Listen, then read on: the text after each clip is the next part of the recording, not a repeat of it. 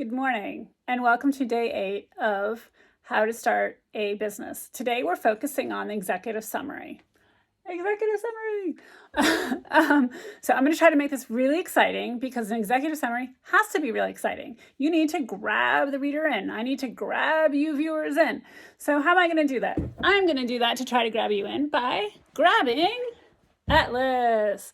Atlas is my daughter's cat. He is absolutely wonderful. But back to business plans. So the executive summary is used a lot. It's actually not used just in business plans. It can be used in grant proposals, 10Ks, 10Qs, SEC documents usually will contain an executive summary.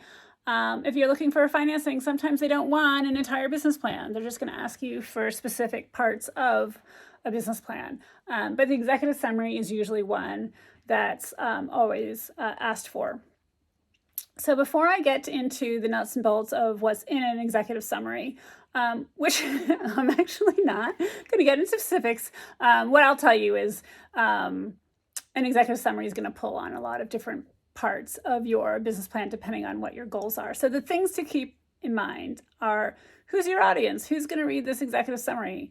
Why are you writing it? So part of it is, if your audience is in angel investors, you're probably writing because you want funding. So the who you're writing it for and the why you're writing it will probably go hand in hand. But it's something to keep in mind. Sometimes you're writing an executive summary because you want to get this person to join your team or join your company so badly, and you want to lure them in.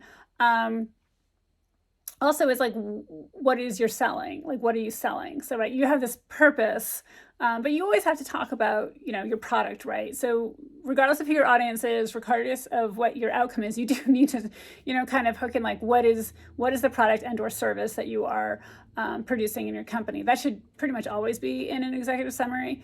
And the last one is, how are you planning on creating an impression, right? There's a new book out called Hook, which says we live in a 3-second world and you have 3 seconds to make an impression. Hence why I showed the cat. Everyone likes cats. Well, no, everyone likes fluffy cats. Everyone likes Atlas. So how are you going to do that? Now, when you go into your actual writing, you can leave a bad impression, not with the content or the material that's being portrayed in your executive summary, but more of your actual writing. Do you have misspelled words? Do you have improper grammar? Do you have lazy words? My company makes widgets. Does it make widgets? Or do you design, develop, manufacture widgets, right? I, Laura Casey, run this business. Do I run it or do I lead it? Do I manage it? Am I collaborating with people in the business? I can actually do all three, and hopefully most, leaders do all three, right? You do have to lead. You do have to manage people and ideas and projects.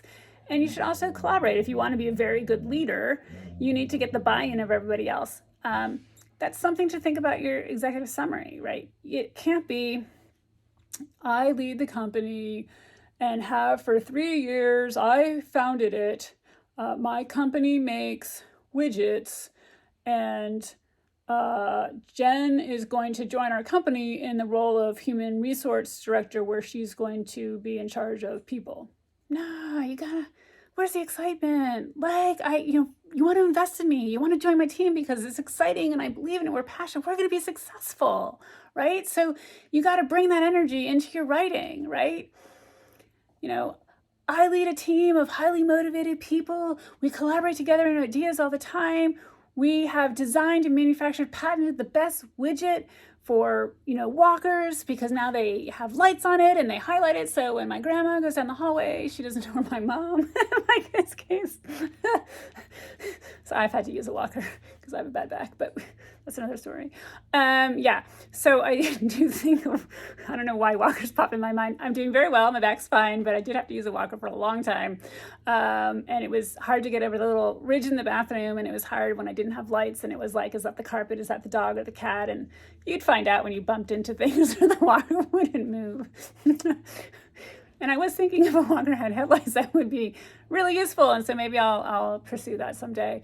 But you want to grab somebody in, right? You want them to feel your excitement about your product. And again, if I did make, maybe not headlights, but, bottom lights for a walker, I would probably be very excited about it because I would see where it'd be really useful, especially if you had like the button on top. So I can't lean down. That was kind of my problem. I couldn't bend down at all.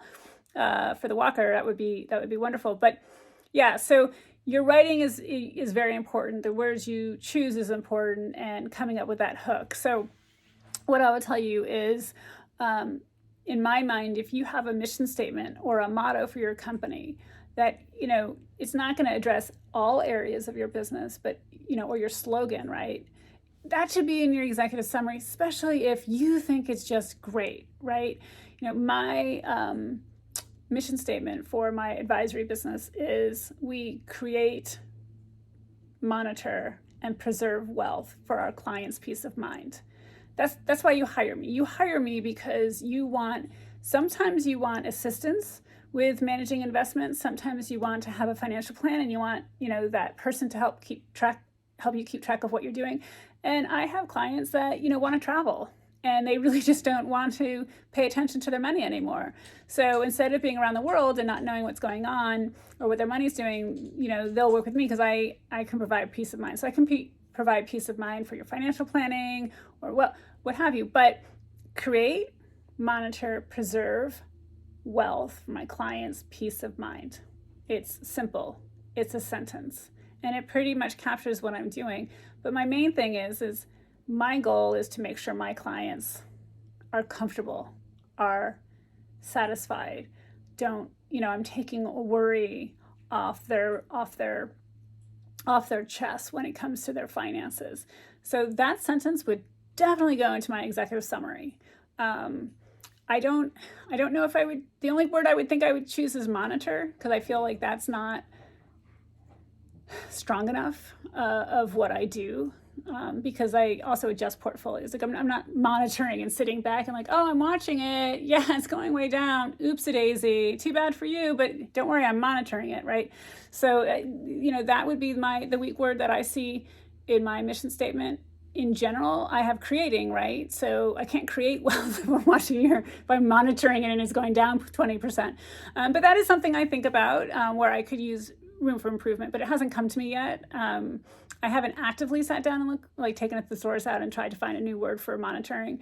But those are things that you should do. And it's okay, unless you're Pepsi or Coca-Cola, or you're planning to build out a brand that big. It's okay to change your executive statement. I mean, no one says that just because you write it that way on Thursday and you presented it to investors that on Friday you couldn't change it. And I have to say that, if you are starting a company or a brand or a new endeavor, saying, oh, I did that wrong, I need to make changes, there's a better way of doing it, there's a stronger way of saying this. Watch my first YouTube video. I did it in portrait. So yeah, that was kind of bad. And then I recently just learned how to put thumbnails, or you might not know what that's called because I didn't know what a thumbnail was, but the little pictures when you scroll through, that's actually a still picture that's different than the video. Just learned how to do that and put words on it and stuff. So hopefully you'll see my videos evolve over time as I learn how to do this. But same with executive summaries. I mean, my writing is definitely much different, much stronger than it is now at 50 than it was. Well, high school, it sucked. It was I think I failed a paper. Shh. I don't think my mom ever knew. Thank God there's no Genesis or electronic grades when I was a kid. My kid's in the other room. I hope he didn't hear me say that. They think I got. Oh, we just said hi, Mom. They think I got straight A's for always, and that's okay. They can believe that. Anyway, so it is good to evolve over time. If you guys have any questions, please feel free to reach out on the comment section. I don't know if my email is on the YouTube site. I hope it's not. But I'll respond to comments. And if you have any questions that you think, hey, I'd love for you to do a video on how to write, a mission statement, which maybe I will at some point, but that's hard to do because that's very specific to what your company is. I don't know how I would tell you generically how to write a mission statement, use words. That's what I would say, because it's hard to give advice when you don't know the specific industry. Anyway, thank you very much for watching day 8. I hope you have a good day, and tomorrow is day 9, and we will be doing a video on company description. Thank you very much.